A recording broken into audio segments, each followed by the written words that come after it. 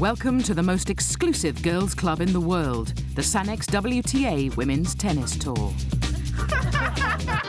They're treated like princesses wherever they go, and the top players are all millionaires. Land of milk and honey. Wow. Opportunity. Which other sport allows a female to make the amount of money that tennis does? There is a price to pay. Looking good for the sponsors, a ruthless ranking system, and pushy parents. Winning is not everything, it's the only thing. It's a relentless treadmill of tournaments, travel, and tedium. I never been to the big party or something, and I never speak, to my friends like my age. Meet the class of 2002.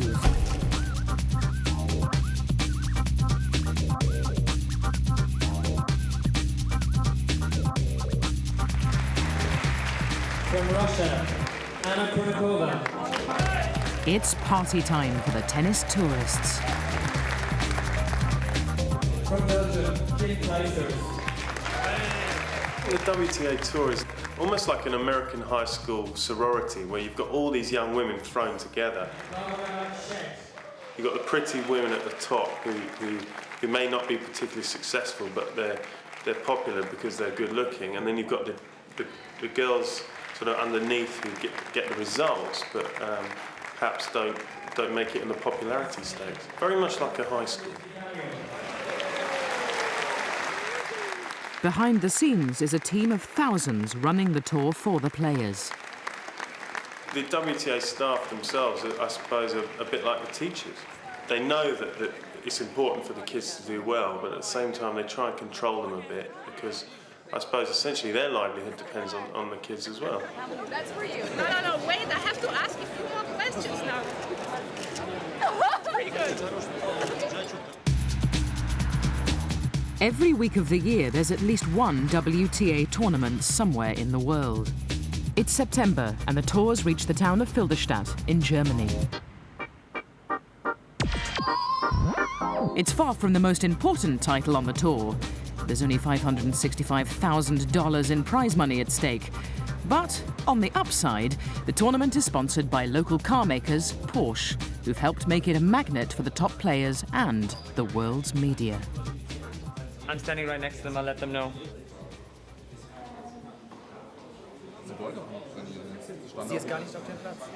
WTA Communications Manager John Dolan is the Alistair Campbell of the Women's Tennis Tour.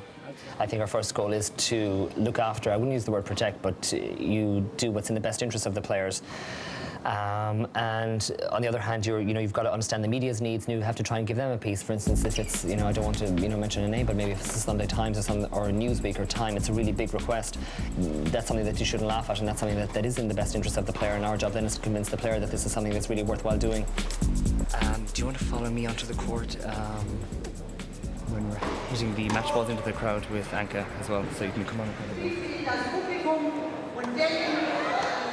Our job essentially is getting millionaires to do what they don't like to do, so it does present a challenge on that front. There's a guy here from British Tennis Magazine, and he wants to do The big part of our job is understanding the psychology of the different players, because each personality is so different. You have to, pick the right moment if someone is lost, or if, it's not quite the right time. You have to judge yourself when is the right time to do something. Sometimes it's never the right time, you just have to go ahead and do it.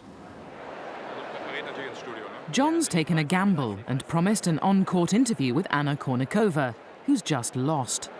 Anna, will you take 2 questions from TV? Sure. No way. No way. Sorry. Anna Kournikova is one of the biggest earners on tour. She has more hits on her website than Michael Jordan and Tiger Woods combined. She's yet to win a singles title.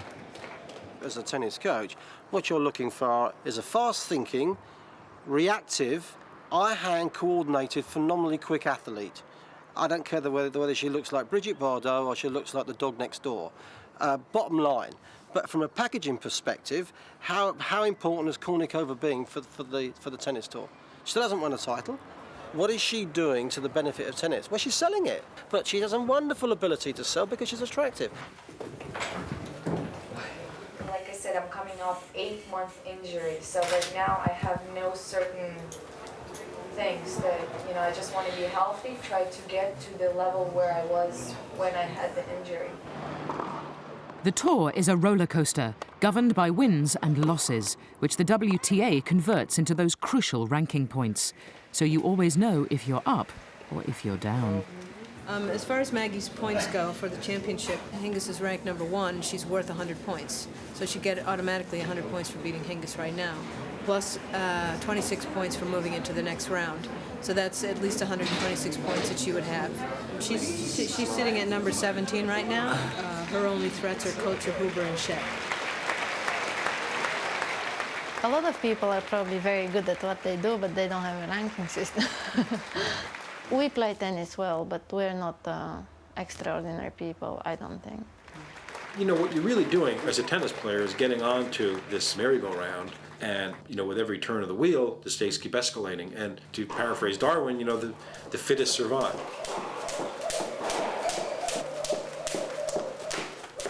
Everybody loves Filderstadt because we get presents every night in the room. The other day we had all the players like presents, even if they're stupid.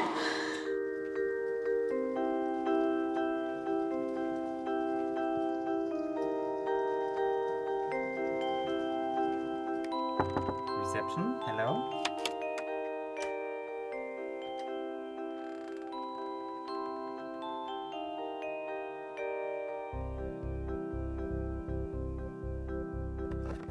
Every night I give the presents from Dieter Fischer to all the players. It's really nice. Yeah, they like the presents, really. We had some perfume, and we had this. This is very useless, but he's cute. I hate this, but otherwise I slept with him actually.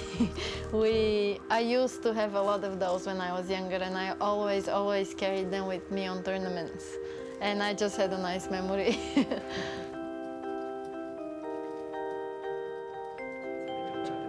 John is on the phone to his sister in Ireland. Susan? Hello, darling. Susan, you know what tournament I'm at this week? You know what tournament I'm at this week? Yes, Filderstadt. The one with the presents. Yes. I got Hugo for women, but this is also the tournament with the sports bras. Do you want me to get you one? Or 80A or 57B. Okay. Talk to you soon. Okay. Bye. Bye. They're perfect for tennis players, and she's going to play tennis now. And she just realised that she doesn't have a recent sports bra. How embarrassing. Filderstadt, Stuttgart. Wow. We were like big kids, though, weren't we, when we went there? Because you like every day you run into your room and you think, oh, what's the present today? And you'd always come in and go, I've got this. Well, look at what you've got, because I was the player and you were the coach. But It was still a nice present. I mean, it was really a bit pathetic, but... Yeah, they dangled exceptionally good carrots away from the tennis court. This is one of the best tournaments for the players, for the staff. I mean, yeah, there are 1 or 2 perks in Filderstadt, that's for sure. Like the bus excursion is talked about like the whole year. Not surprising, given the very generous discount they get. I got 4 suits in 4 different colours. I think I've got enough suits to keep me going now for a year or 2, but I got like 4 suits for under £700. That's phenomenal. 2 button, new style. White for my angel boyfriend. And I got some perfume for a friend of mine. It's her birthday, so... I wanted only my perfume, but I don't like Hugo Boss perfume. I won't be eating for the next 3 weeks, but that's okay because I'll be looking nice. So. It's kind of a rap looking. You know, he just needs the big gold thing, and he'll be just like Dr. Dre. You know. Kurnikova didn't get so much stuff. She was disappointed. She got the shortest skirt again.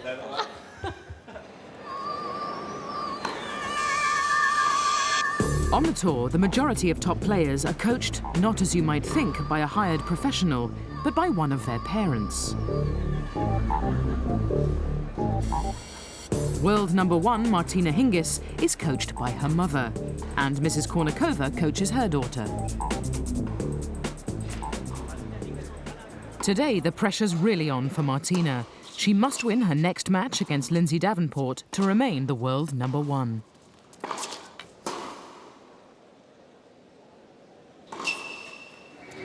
Ms. Hingis is in danger of losing her number 1 ranking for the first time in over a year, actually.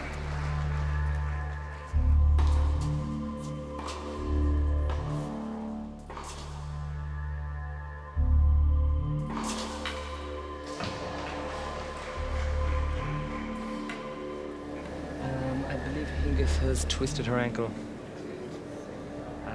The trainer is going to go and evaluate right now. See, maybe she'll tape it and give it some sort of support, and Martina will see if she can play on.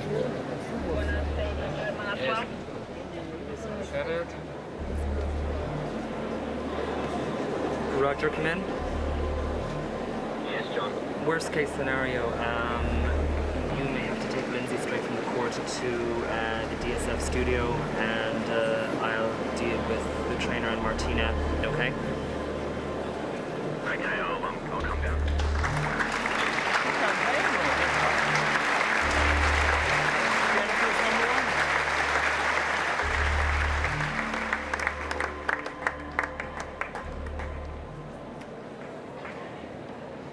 The implication I've been told by our media guys is that that makes Jennifer Capriati number 1 in the world.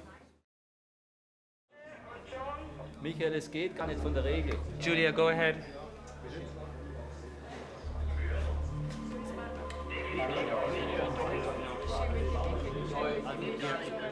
Now John needs to find Capriati, or her father, to give them the news they've waited 10 years to hear, that Jennifer is officially world number 1. Who would have thought Jennifer Capriati would make the comeback she did? Capriati was a washed-up, burned-out case. She was somebody who's going through the motions on a tour.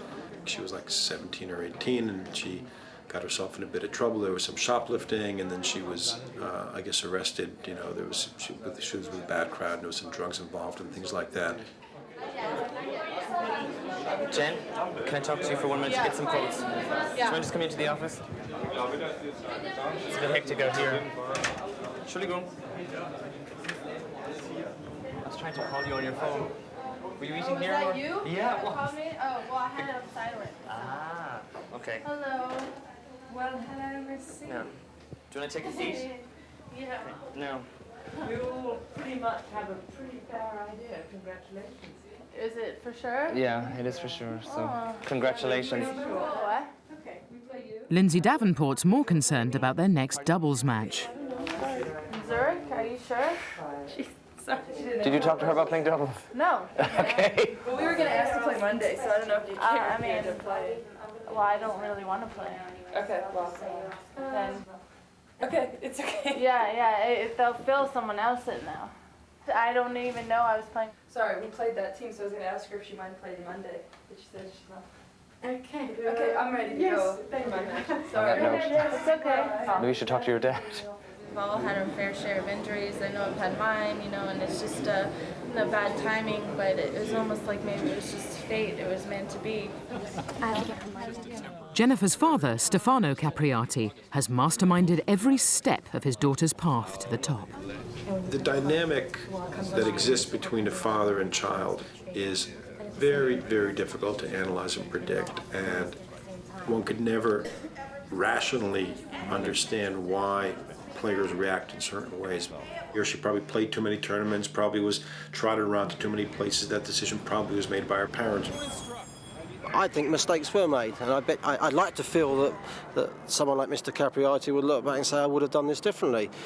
But maybe there's always a romantic side to most stories, and here they are both back together, so there has to be some degree of joy between the two.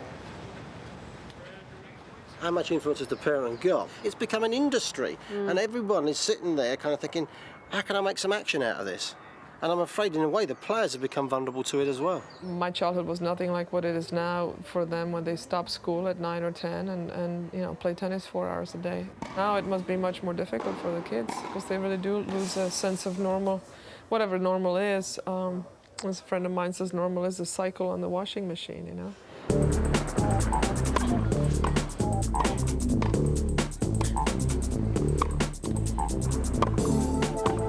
It was never really my dream to be a tennis player because my dad started me. I didn't pick up the racket one day and start going at it.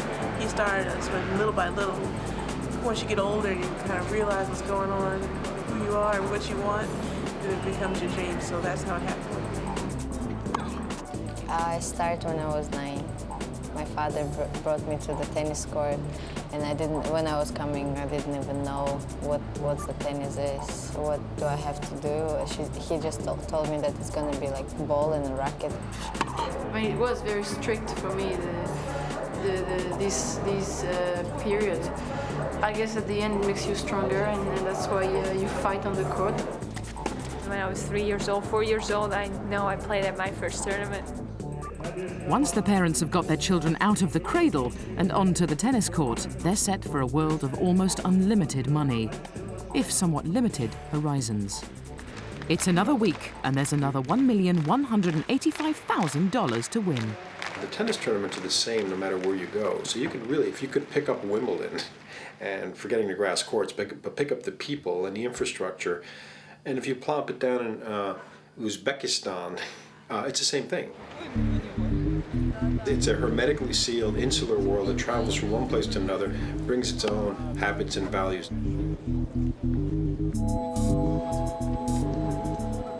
I don't like a dirty desk. It's not dirty, but it's cluttered.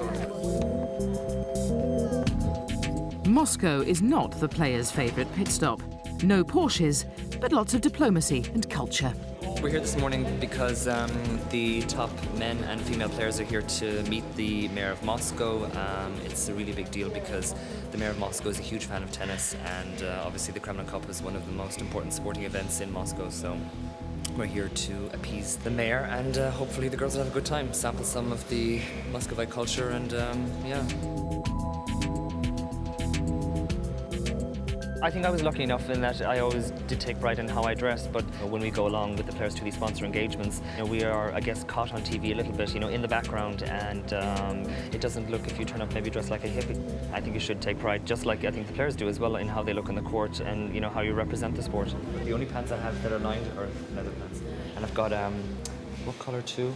Like the tan colour, like this, kind of like this colour in leather. Yeah. And I got a jacket too, it's kind of like orangey, camel, that colour. Oh, it's yeah. really, really nice. Every tennis player personality is her own person or his own person. The interesting pieces of this career are to try to maximize the opportunities for each player in a way that is specialized to them. Dominic Bliss is casting a raised editorial eyebrow over Kornikova's latest venture.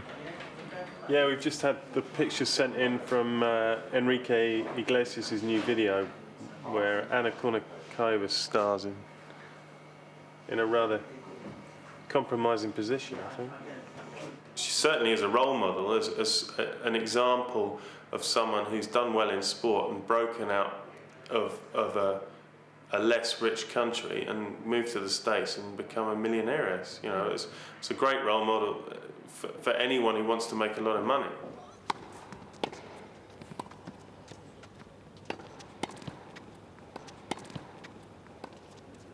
It looks like Anna's going to lose, playing another Russian. That's not going to be an easy loss, I don't think, for her. One of us has to deal with the winner, one deals with the loser.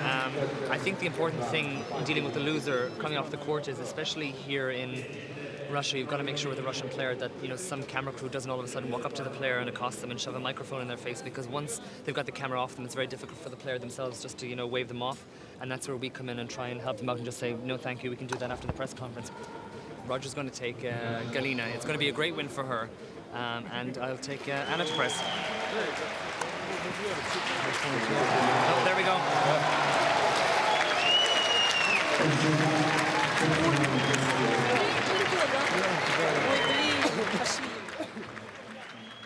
Whether Anna wins or loses, nothing can stop tennis becoming, to young Russians, the most desirable way out of post-perestroika poverty. following the Anna Kournikova era. There are many young Russians now ranked among the top 100 players in the world. Lena Krasnovodskaya was also a world #1 junior player, and she has led a very strong group of young Russian players onto the professional tour. I can't pronounce the name. and I would argue that Lena Krasnovodskaya to date has not fulfilled the promise we saw 2 years ago, but still a very young lady. Maybe she's feeling the pressure. Maybe it's too hot in the kitchen. Tremendous parental demand. Expectation was huge 2 years ago. Most of the tennis punters thought this girl was destined. I live in a world where everyone is older than me, and I have to be older, and because I need to understand everyone, what they want from me, what I want, and sometimes it's tough. Sometimes I want to be a small girl, like 17 years old. I want to speak to my friends, I want to go somewhere, but for me, it's nice that I'm getting older and older, and it's good for my life. For Lena's situation, it's because family, very good sports family. Mama played tennis. Everything I think she dream and she think about Lena to go and just play tennis, and she do everything, and that to make Lena good enough. Like true professional tennis parents, Lena's mother and father gave up their jobs to coach their daughter.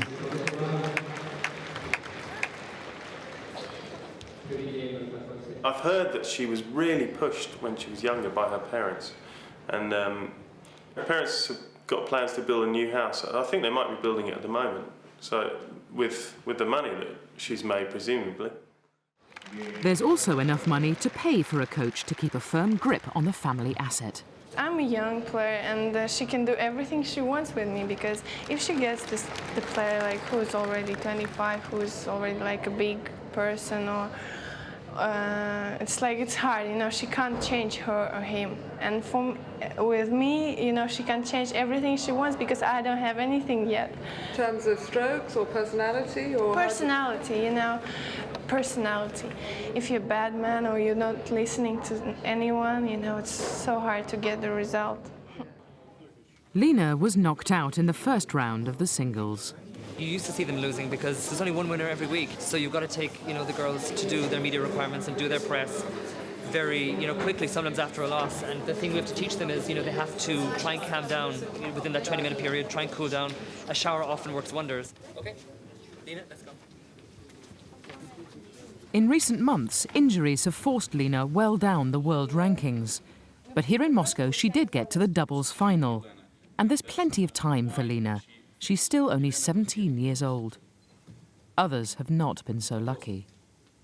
There's massive graveyards all around the case with child prodigies at 12 and 13 that haven't become Wimbledon and US Open champions by 18, 19. I just hope they're sane and enjoying life somewhere. The odds against getting one child into the world's top 10 are huge. But Maggie Maleva's mother is the only one to have done it for 3. Coffee number 1. Cappuccino number 1. Maggie's future was decided while she was still in the womb. I think the dress is 75. This is when I was born? Yes. Before or? 88 days after Maggie was born, I became champion again for the 8th time. 88 days, not even 3 months. Okay. The Malevas are a unique and wonderful tennis family. The tradition of tennis in the family goes way back. The mother of the 3 girls, Yulia, was 9 times Bulgarian national champion, and she was determined to give opportunities to her daughters. And the success of having 3 daughters, each of whom has been ranked in the top 6 of the world, is a singular accomplishment, and one that will be very difficult for any family to repeat in tennis. When did you first decide that you were going to coach your daughters to be champions? No, I never made such a decision. I could never even think of what happened later. I just did my job day by day, step by step, and it happened.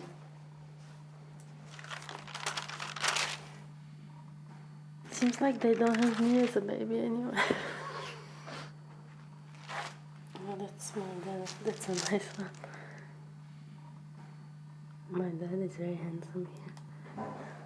My mom is a bride.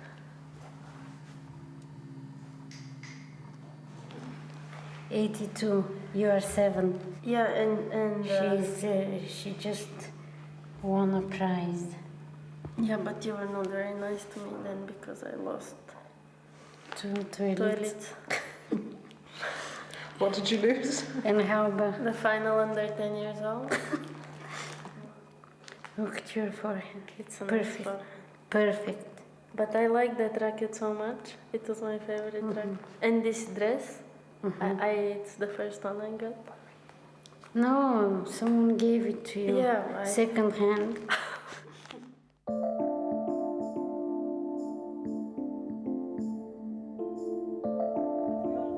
Manuela is the oldest of the 3 sisters and the one who left Bulgaria. She lives in Switzerland with her 3 children. I think I was pushed by my mother very, very hard. On one hand, this is of course why I became a good player, why I was in the top 10 and why I won so many tournaments. And on the other hand, for me as a child, this was something that was tough, to have a mother so strict and who didn't give me any other choices than tennis in life. But of course, it's thanks to my mother that we've achieved what we've achieved. She got them and she trained them and she got them to where they were in the world. I mean, it's an unbelievable effort when you think that, one was 3, one was 4 and one was 5 in the world in their period of their careers. We never had days off. We would play every day. There was no holiday, Saturday, Sunday. We played. A holiday day, Christmas, New Year's Eve.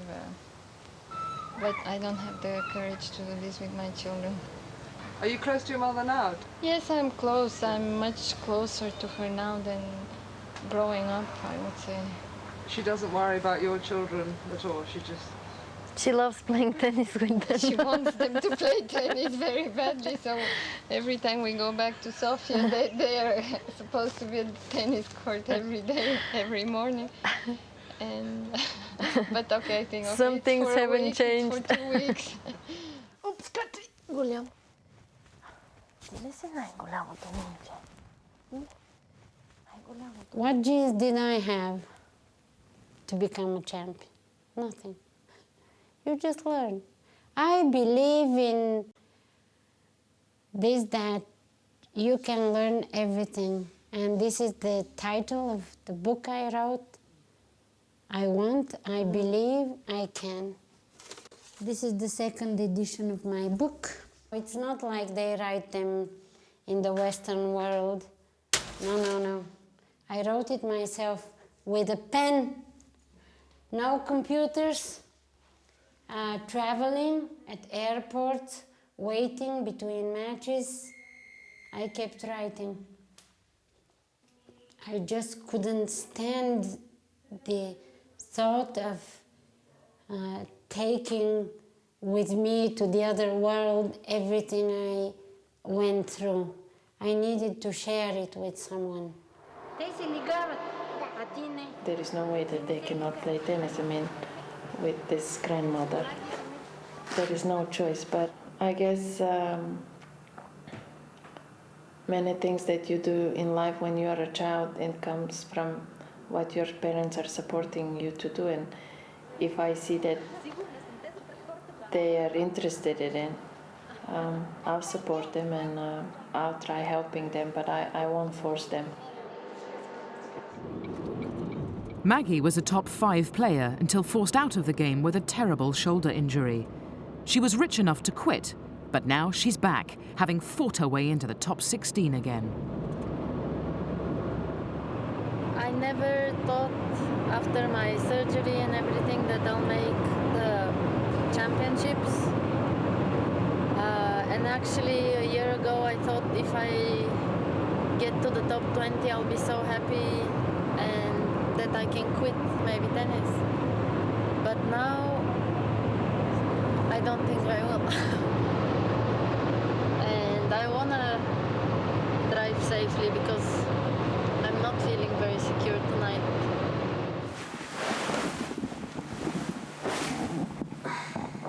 Welcome to Munich. Only the winners of Tier 1 tournaments and of Grand Slams get suites. And the rest of us mortals get rooms, but nice ones. Very luxurious. I just hope I sleep at least 10 hours. That's my wish. And Lubo will open my suitcase and put everything into place. It's already open.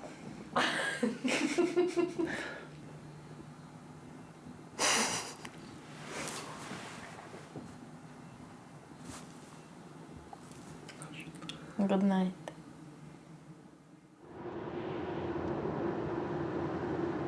I'm playing against Capriati, who is the new #1 in the world. Even if you don't do very well, just the fact that you're here is good, very good. But I really want to do well. I really want to play well and do the things I am working on. So I hope I manage. In Munich, the money and the stakes are extremely high.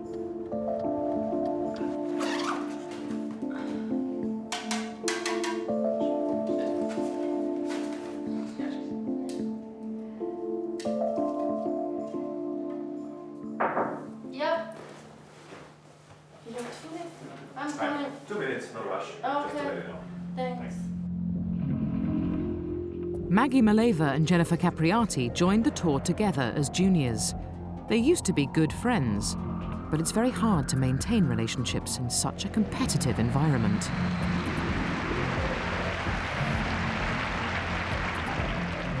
Jennifer Capriati aus Amerika und Magdalena Maleva aus Bulgarien.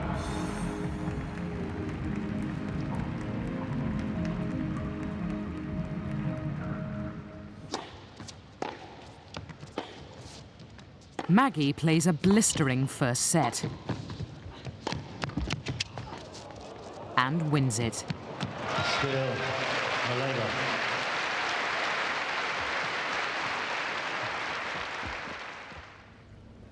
But the world #1 recovers and powers through to victory.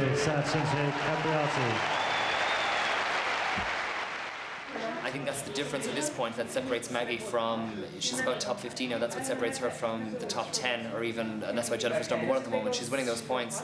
And at this level, again, it's 1 or 2 points that decided it. And I just think that physically at the end, Maggie was just, that bit more tired.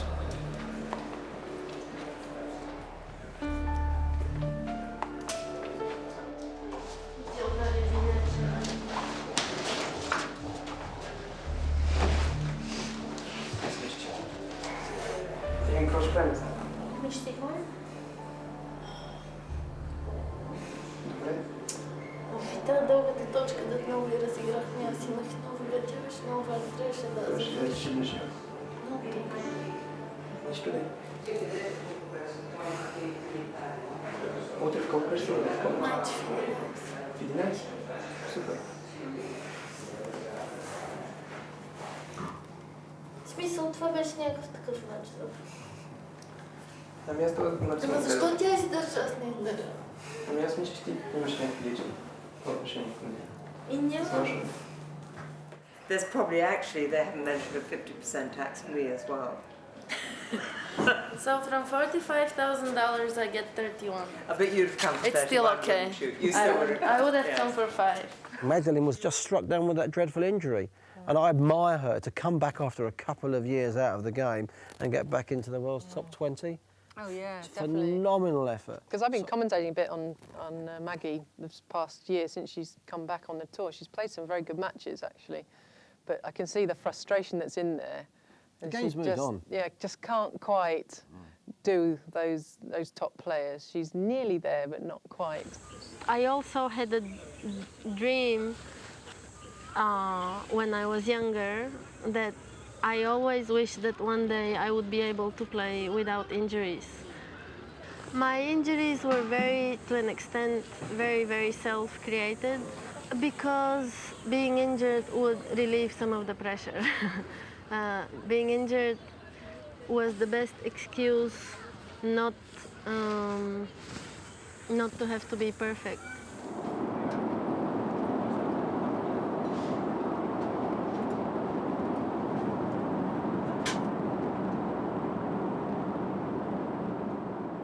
Maggie lost because for her to win means that she should play her best. You cannot win, nobody can win against Capriati or Davenport, the top 3 or 4 players, unless they play their best. Every point.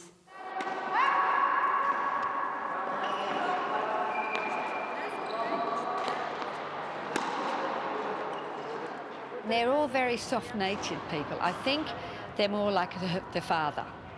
But they got all their drive and their ambition and everything from the mother. See, she saw it as their way of escaping out of Bulgaria and living a better life. The other day, when I was watching Maggie's match against Capriati on the German television, the commentator speaking about me, he used the word disciplinarian. I don't know if it is good or bad, but when I look back, I think it all comes down to discipline.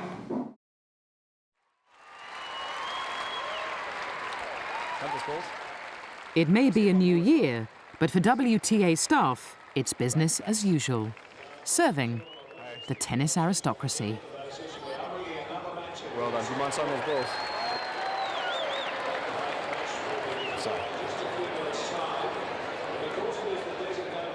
Initially, when you come in, you're an outsider, and they don't know you. You know, you're coming into this virtual, like, traveling sorority, and you're trying to be a part of the bigger picture. And slowly but surely, you are accepted, and it's and that's half the battle.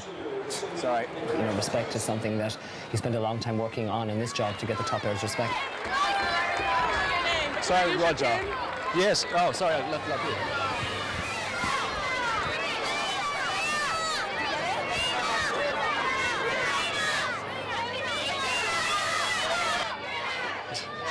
Don't drop anymore. No, big down if you like.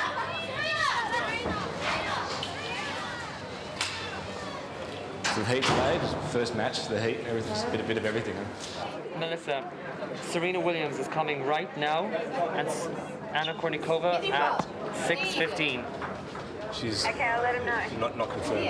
Tell me straight away, she's having second thoughts. Oh. 11 we've announced. It's fine to be a superstar, but you know, tennis is their living and that's what they've made it from. And it's going to keep going, but they're not. And they're going to be forgotten very quickly. The new year hasn't broken Anna Kournikova's losing run, although she did take Serena Williams to 3 sets. Well, I'm definitely not on the top of my game right now. You know, I've had a very long injury and I'm just trying to come back to my top form, and I'm sure it'll only get better because I'm only 20 years old. I don't have to worry about other people's opinions. I'm just here to play and that's it. Well, I think a lot of these players put themselves on a pedestal and they think they're untouchable. But you've also got to remember they are not bigger than the game. I vowed when she wins a tournament, I'll go to an interview. Until that, I refuse to go to one. And I could be very old by the time she finally wins a tournament. The fact that she hasn't won a singles tournament is really an aberration more than anything else. The bottom line is she's one of the top 10 singles tennis players in the world, and she's one of the top 2 or 3 doubles players in the world. And you know, that's not bad. It's not as if she has no credentials. She's a marvelous, marvelous tennis player. You can see defensive. No, listen. What? Just because you had such a good match against a top 10 player. I know please. that. You played a good match out there today. The one question that you may get a lot, because in Auckland the crowds were record crowds, and I don't think you should maybe be that defensive of the fact. You should be proud that you do attract people to tennis. It's not just the maybe crowd you think. No. But at the same time, Anna, all the girls, I don't know if you hear it in press conferences, but they say we have to thank Anna because of No, Anna, seriously, listen. I'm very lucky that I don't have a normal, boring 9-to-5 job. You do sometimes wake up in the morning and think, God, I'm lucky to be doing what I'm doing. It's just like the good old days. It was really fast. I love your new watch and your bracelet. It really catches the light well. Thanks. Ira's just come and told us it's her birthday today. She's very excited. She's the ripe old age of 20. Happy birthday! What are your hopes and desires for this year, Irona? Top 10 in tennis in my private life. Yeah, I don't know. Private life, boyfriend? Not yet. Hope to get one, but up to my father. He doesn't want to get me one. He will be not happy. Oh, here he is. I'm Martina Hingis has found love over the Christmas holidays. It's a special gift. Are things going well with him? Good, I'm happy for you. It's not easy to find, Martina, is it? No. So when you find it, hang on to it with both hands and don't let go. And what's the biggest sacrifice you've made for tennis? Probably my personal life, absolutely. Relationships, it's very hard to have a personal life. But that's that's what you do. I think as long as you're happy, and you still have fun. But yes, I mean I'm single, and that's probably the one thing that I would say has been the greatest sacrifice. What about sex during tournaments? It isn't very good. Why not? I'm usually exhausted, so I don't feel like it. But it's all right. No complaints. Maggie's one of the few players who travels not with a coach or a mother or a father, but a boyfriend. We are the center of attention, and we do expect that everything is going to be done for us. And the man is always a bit in the shadow, so I don't think it's very easy for him or for other people sometimes, because they have to always depend on us. You look like a good-looking lady. No, it's... He has to somehow keep his personality and not be completely absorbed by me, which I tend to do sometimes. Is it possible to have maybe $1,000 cash? There's no cash. No cash? No cash. Okay.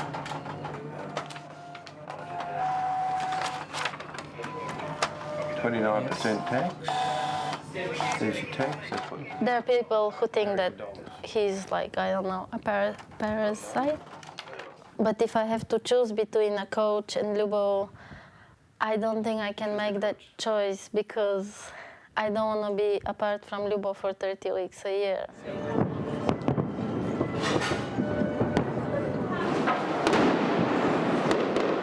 When I was younger, I thought with every new year that there will be better results. I'll play even better, and when the year started, I really felt like something new is starting. Now I feel like there was never an end, and it's just the same old thing continuing. A lot of people maybe think it's a very glamorous life, but it's not. You work hard, there are sacrifices, and probably the big one is missing out on, even birthdays at home.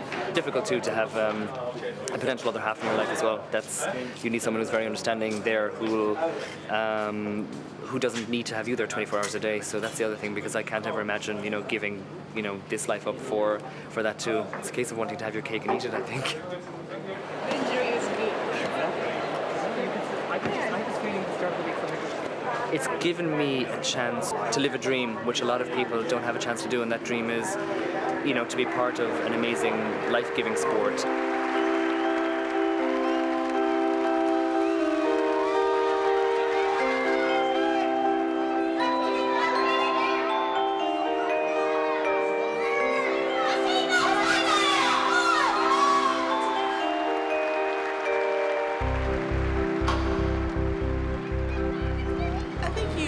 don't really have a normal life, and especially if you get to be famous or very good at what you do, you can lose perspective easily if you don't watch out, and you can live in a dream world. And once things are over and you come back to reality, that dream world you were in wasn't real.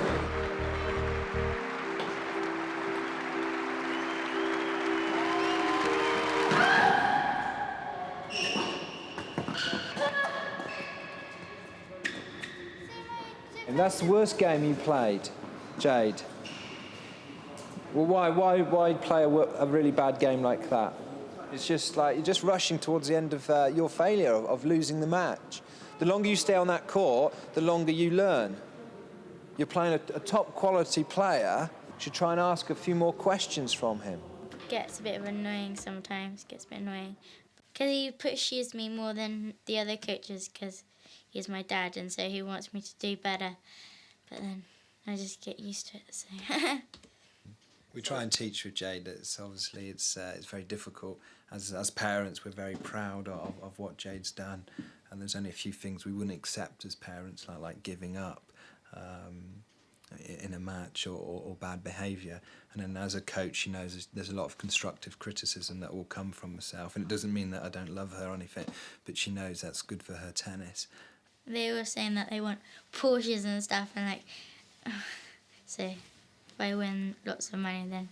I mean, we joke about it, but the most important thing is the goal is to be the best you can be. That's what we're in it for. It's for her to win. Work it.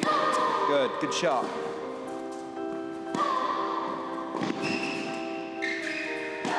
That's better. That's what I was talking about. When the teachers say like joining in the game is more important than winning, I don't think that. I just think I have to win. The glib solution or analysis is that the parents are driving the kids into the sport, but that it isn't always the parents' fault. Very often the parents are just they've got a tiger that they're holding by the tail, and they're just kind of being dragged along for the ride, and they feel like they've got to take care of their child. It would be unwise to underestimate the will and determination and ambition of even a 4-year-old.